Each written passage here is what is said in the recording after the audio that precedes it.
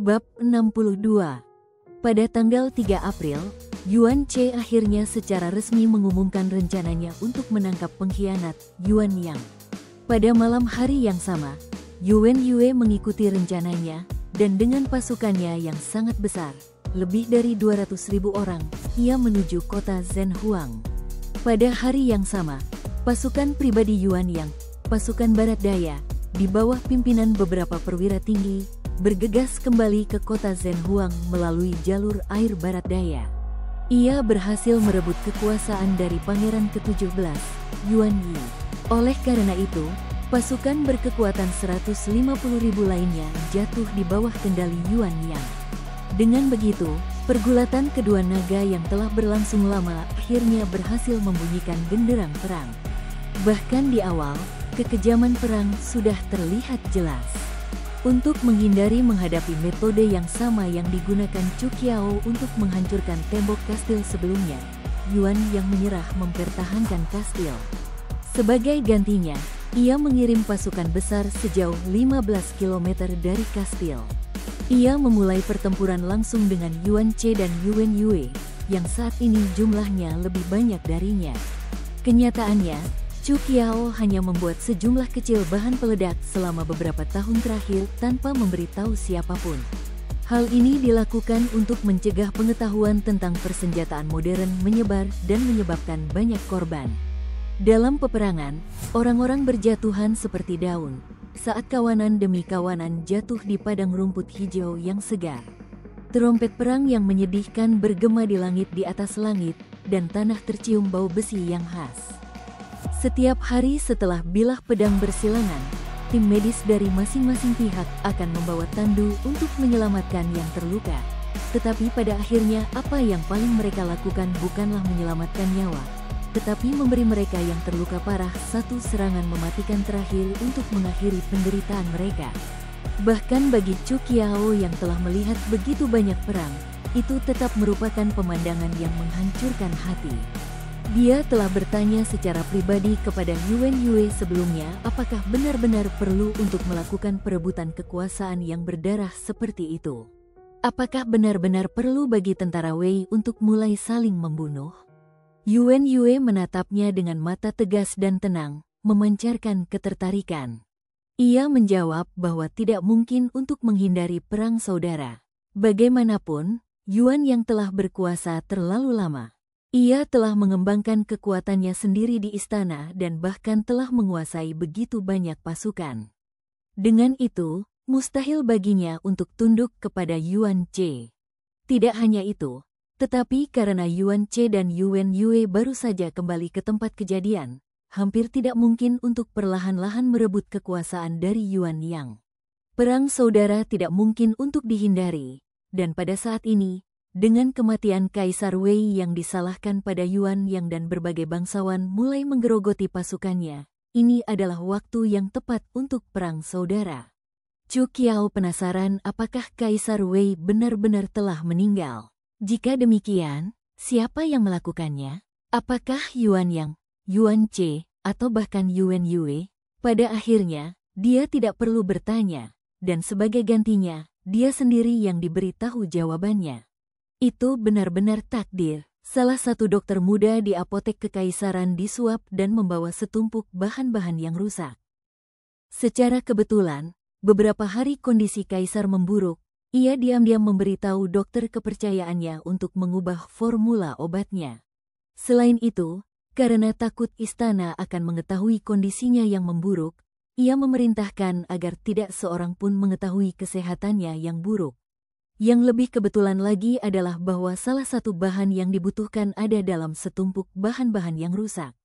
Kejadian ini pertama kali diketahui oleh Yuan Yang karena ia telah lama mengatur beberapa mata-mata di dalam apotek. Namun, ia tidak tahu bahwa ada beberapa mata-mata Yuan Che di sekitarnya, jadi informasinya pada gilirannya diketahui oleh Yuan Che juga. Dengan itu, Kaisar Wei mulai memakan obat baru itu, dan dokter kepercayaannya adalah satu-satunya yang bertugas membuat obat itu. Selain itu, Kasim yang bertugas mencoba obat itu tidak terpengaruh karena ia sehat sejak awal. Adapun Kaisar yang sudah dalam kondisi lemah, ia akhirnya meninggalkan dunia pada hari pernikahan Yuan Yue. Kaisar Wei selalu berhati-hati sepanjang hidupnya, tetapi tidak pernah menyangka bahwa ia akan mati di tangan seorang dokter muda yang tamak. Namun, meskipun dua putranya mengetahui kejadian ini, tidak ada satupun dari mereka yang mempertimbangkan untuk menyelamatkannya. Saat Chu Qiao mendengarkan seluruh ceritanya, dia terdiam. Pada saat itu dia tiba-tiba teringat Yan Sun dan merasakan kesengsaraan. Sepanjang hidupnya, keinginan terbesar Yan Sun adalah membunuh Kaisar Wei untuk membalas dendam atas orang tuanya. Namun, ketika dia akhirnya memperoleh kekuasaan yang besar, dan dengan pasukan yang besar di bawah komandonya, musuh bebuyutannya telah mati dengan tenang akibat korosi sungai waktu. Apa yang akan dia pikirkan ketika dia menerima berita ini? Apakah dia akan tertawa bahagia atau akan menangis karena frustrasi? Mungkin tidak keduanya. Mungkin dia hanya akan duduk diam dan menekan semua emosinya di dalam hatinya. Pada hari kedua, dia akan terus melakukan apa yang seharusnya dia lakukan. Suara trompet perang kembali terdengar. Yuan yang telah memerintahkan 3 resimen kavaleri untuk menyerang sisi-sisi pertahanan. Yuan Yue bereaksi dengan mengatur 4 resimen tambahan untuk mencegat pasukannya. Pertempuran ini telah berlangsung selama lebih dari 2 hari tanpa jeda. Segala macam taktik telah dipertontonkan. Karena Yuan Yang dan Yuan Yue sama-sama ahli strategi papan atas, dalam konfrontasi langsung ini, tidak ada pihak yang memiliki keuntungan tertentu. Pasukan Xiuli juga telah ikut serta dalam pertempuran sebanyak 3 kali dalam sebuah serangan terkoordinasi di sisi kanan formasi Yuan Yang. He Xiao telah 2 kali menghancurkan formasi musuh, tetapi kedua kali lubang itu dengan cepat terisi oleh bala bantuan musuh. Semua prajurit tahu bahwa ini adalah pertempuran untuk merebut kekuasaan. Pemenangnya akan menguasai dunia, sedangkan yang kalah pasti akan mati tanpa pemakaman yang layak. Sebagai pengikut para pemimpin ini, mereka akan menghadapi konsekuensi yang sama. Karena itu, tidak seorang pun akan mundur selangkah pun. Bahkan jika mereka akan kehabisan darah, mereka akan bersikeras untuk berjuang sampai akhir. Pada pagi hari ketiga, Yuan Yue duduk di panggung menghadap para prajurit. Ia tidak menyampaikan pidato yang menginspirasi dan hanya menghunus pedangnya. Dengan suara lantang, ia berteriak kepada bawahannya, ini akan menjadi hari terakhir. Setelah hari ini, nama kita akan tercatat dalam sejarah. Berjuang, berjuang. Puluhan ribu suara bergema di seluruh padang rumput. Berdiri di belakang kerumunan, Chu Qiao tersenyum saat dia melihat pria yang dikelilingi oleh kerumunan besar ini, memperlihatkan deretan gigi putih bersih yang rapi. Setelah gemuruh langkah kaki, bayangan cahaya muncul di ujung padang rumput. Di padang rumput yang tampaknya tak berujung, pasukan Yuan Yue akhirnya bertemu dengan sebagian besar pasukan Yuan Yang. Setelah 2 hari pertempuran, kedua belah pihak telah menderita banyak korban, namun kedua belah pihak berdiri di sana tanpa ada tanda-tanda mundur. Bayangan itu membesar, seperti gumpalan awan badai yang menjulang tinggi di hamparan langit yang luas membentang hingga ke cakrawala. Di bawah cahaya matahari, orang bisa melihat awan debu besar yang mengikuti di balik barisan formasi prajurit yang rapi, melihat ke arah pasukan Yuan Yue. 600 meter, 400 meter, 200 meter. Saat kedua pasukan itu semakin dekat satu sama lain, para prajurit hampir bisa merasakan napas hangat dari kuda perang. Aroma malaikat maut semakin dekat saat burung nasar terbang tinggi di langit di atas, menunggu pesta. Saat genderang perang ditabuh, begitu pula gemuruh tanah akibat ribuan kuda yang saling menyerang. Getarannya dapat dirasakan menjalar dari kaki ke tungkai, hingga ke tulang belakang, membuat mereka merinding. Saat pertempuran dahsyat itu tampak semakin dekat, semua orang menahan napas sambil mengepalkan senjata masing-masing, seolah-olah mereka tengah mencoba memeras air dari senjata mereka. Serang! Yuan Yue mendongak sambil memberi perintah dengan santai. Tepat saat dia memberi perintah itu, tampak jelas bahwa perintah yang sama diberikan oleh pemimpin musuh mereka.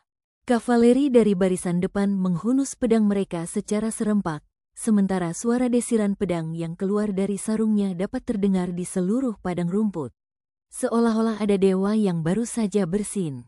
Angin tampaknya mengandung niat membunuh saat menyapu daratan sebelum menghilang di kejauhan, seolah-olah mengantisipasi pertempuran sampai akhir. Dan tepat ketika hal itu hendak terjadi, suara derap langkah kuda terdengar dari jalan utama. Intel mendesak. Jenderal Zhu mencari bantuan dari barat daya. Intel mendesak. Jenderal Zhu mencari bantuan. Utusan muda itu tertutup debu, terbukti dari hari-harinya yang terus-menerus bepergian. Di tengah tatapan kaget semua orang, dia melompat dari kudanya. Dia berlutut dan berteriak, "Jenderal, yang mulia, berhentilah bertempur." Ada intel mendesak dari barat daya. Ratusan ribu prajurit terdiam, tak seorang pun berani menanggapi utusan yang berani ini. "Apa yang sedang kau bicarakan?"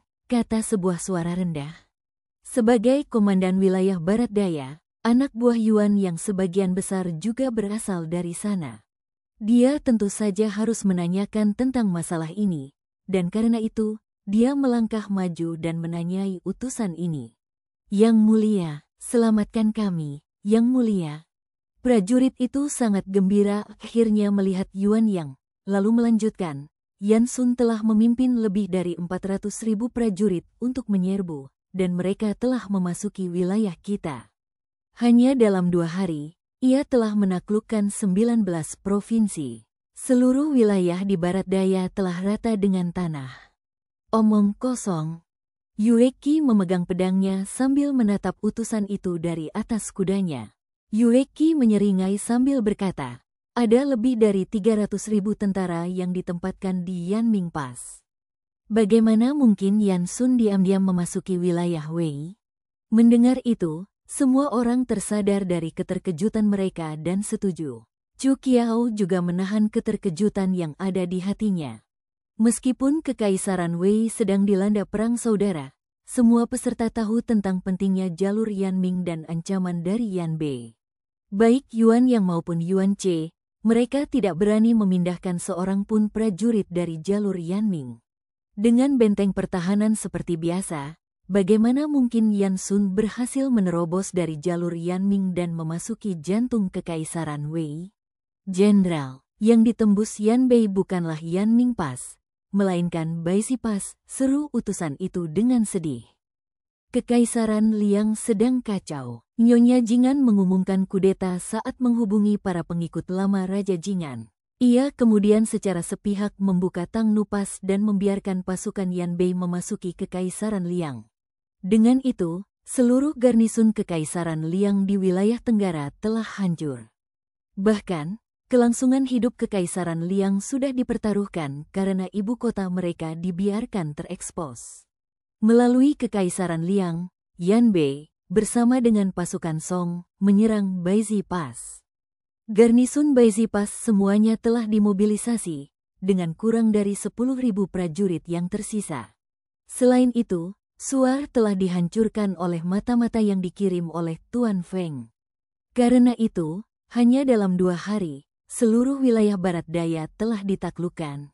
Pada saat itu, semua suara menghilang saat medan perang tenggelam dalam keheningan yang mengerikan. Angin terus bertiup, menyapu hamparan rumput yang tenang.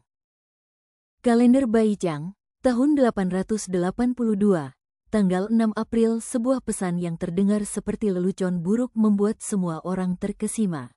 3 April, Yan Sun memimpin 400.000 prajurit Yanbei ke Kekaisaran Wei melalui Kekaisaran Liang. Seluruh wilayah barat daya diserbu, dan diperkirakan 4 juta warga sipil berubah menjadi budak. Wei Suye mengangkat kepalanya, matahari merah menyala di retina matanya. Matahari terbit berwarna merah seperti darah segar, sementara rumput di dataran tandus bergoyang pelan serempak seolah menyembunyikan malaikat maut yang akan turun. Gemuruh genderang perang seakan meraung di telinganya saat ribuan orang mengerumuninya. Baju zirah mereka yang dingin dan tak berperasaan bagaikan selimut yang menutupi daratan, perlahan-lahan menutupi seluruh medan perang. Tubuhnya sudah berlumuran darah. Wajahnya yang tampan dan halus berlumuran darah, rambutnya kusut penuh darah kering. Pedangnya sudah mulai terkelupas saat kuda perangnya mulai gemetar seolah-olah akan jatuh kapan saja karena luka-luka yang dideritanya. Dengan serbuan musuh yang kuat, seluruh wilayah barat daya kekaisaran telah jatuh ke tangan musuh. Musuh bebuyutan kekaisaran Wei telah berhasil membuka gerbang ke wilayah mereka. Namun dari semua keluarga bangsawan, hanya dia sendiri yang memanggil pasukannya untuk mempertahankan wilayah mereka. Sepanjang perjalanan untuk menemui musuh, dia melihat banyak sekali keluarga bangsawan yang membawa keluarga dan pasukan pribadi mereka untuk melarikan diri ke utara. Aliran pengungsi yang tak berujung itu tampak seperti seekor naga panjang yang melarikan diri ke utara. Para bangsawan itu mengenakan pakaian yang mencolok dan membawa serta sejumlah besar perhiasan, bersama dengan seluruh keluarga mereka yang dikawal oleh pasukan pribadi mereka. Beberapa hakim lokal bahkan melarikan diri ke utara dengan garnisun lokal mereka. Mengayunkan cambuk kuda dan tombak mereka, mereka mengusir warga sipil yang menghalangi jalan, karena wajah mereka dipenuhi dengan kecemasan, sama sekali tidak memiliki harga diri seperti biasanya. Wei Suye telah mencoba mengatur pasukan-pasukan ini untuk menangkis musuh. Bahkan, ia telah mencoba menutup jalan-jalan, memaksa para pejabat yang melarikan diri untuk membantunya dalam usahanya. Namun, orang-orang itu telah berhasil memberinya penjelasan yang cukup memadai untuk melindungi ibu kota kerajaan, atau mundur secara strategis, atau menuju ibu kota untuk mencegah perang saudara, atau bahkan untuk menyelamatkan para elit kekaisaran untuk pertempuran yang menentukan dengan musuh, dan seterusnya. Secara keseluruhan, mereka lebih suka bertarung dengan Wei Suye daripada berbalik dan melawan pasukan Yan Bei. Beberapa bahkan berteriak dengan gaduh bahwa garnisun barat daya reguler telah dimobilisasi oleh kedua pangeran untuk berperang dalam perang saudara. Bahkan keluarga kerajaan pun tampak seperti akan meninggalkan negara ini. Mengapa mereka harus repot-repot? Menghadapi simfoni pembangkangan ini, Wei Suye tidak memiliki argumen balasan.